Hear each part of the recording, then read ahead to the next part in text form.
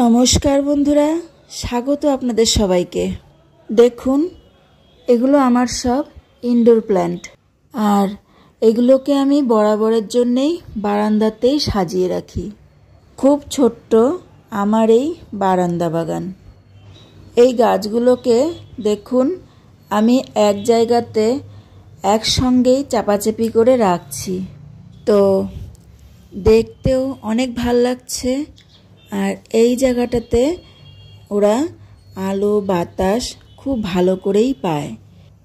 আর গাছগুলো একে অপরের পাশে থাকলে ওরাও খুব ভালো থাকে, আর এক জায়গায় থাকলে দেখতেও অনেক ভালো লাগে। তো ইনডোর প্ল্যান্টে আলো এবং বাতাস খুব ভালোভাবে প্রয়োজন, যা এখানে বারান্দাতেই ওরা খুব ভালোভাবে পেয়ে যায়।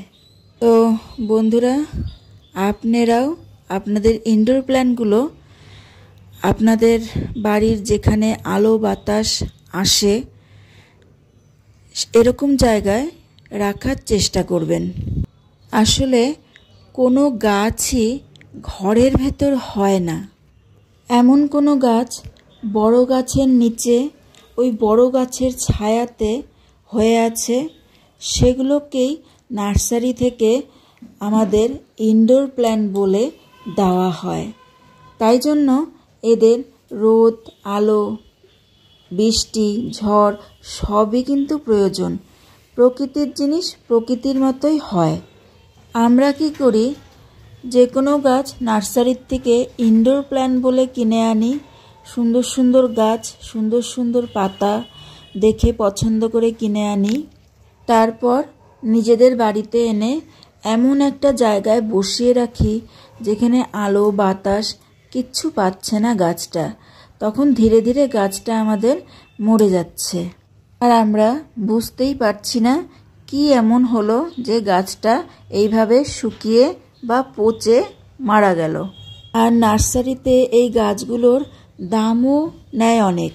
তো বন্ধুরা, গাছগুলোকে কিনে এনে এমন জায়গায় বসাবেন যেখানে ওরা রৌদ্র না পাক, কিন্তু পরিষ্কার আলো, সারাদিনের আলো এবং সুন্দর বাতাস যেন ওরা পায়। তাহলেই আপনাদের গাছগুলো ভালো থাকবে।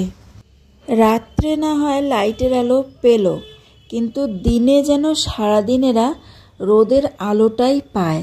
তো এবার বলবো জলের কথা। তো আমি যতদূর বুঝি, ইনডোর প্ল্যান্ট মানে আমাদের ঘরের ভেতরেই থাকছে এই গাছগুলো, তাহলে এদের প্রতিদিন জল দেওয়ার প্রয়োজন নেই। সপ্তাহে একদিন করে দিন, মাটি ভিজিয়ে দিন যেন তলা দিয়ে জল বেরিয়ে আসে। তারপরে একদম ভুলে যাবেন, আর জল দিবেন না। আর জল এদের প্রয়োজন নেই। ওপর থেকে মাটি শুকিয়ে আসলেও টবের নিচের দিকটা কিন্তু ভেজা থাকে।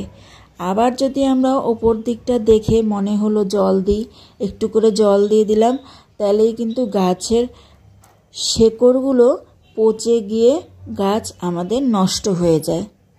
খুব দেখে দেখে যত্ন করে এদের দেখাশোনা করতে হয়। তো এখানে এই গাছগুলো আমি সব নিজের হাতেই রেডি করেছি।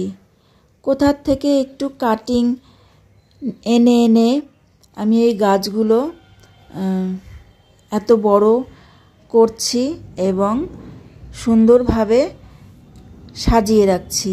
তো এই ছিল আজকের আলোচনা। গাছগুলোকে আপনারা একটু আলো বাতাস ভালোভাবে আসে এমন জায়গায় রাখবেন, আর বুঝে বুঝে জল দেবেন। পারলে একটু মাটিটা খুঁচিয়ে দেখবেন, এমনভাবে খোঁচাবেন না যে শেকড়ে আঘাত লাগে। টবের ধার দিয়ে একটু খুঁচিয়ে দেখবেন, যদি তলার দিকে মাটি ভেজা ভেজা লাগে তো জল দেবেন না। এইভাবে আপনারা যত্ন করুন, আপনাদের গাছগুলো অনেক দিন বাঁচবে।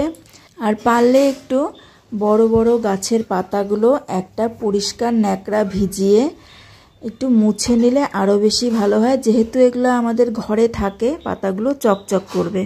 মাঝে মাঝে একটু স্প্রেয়ার দিয়ে জলের স্প্রে করে দেবেন।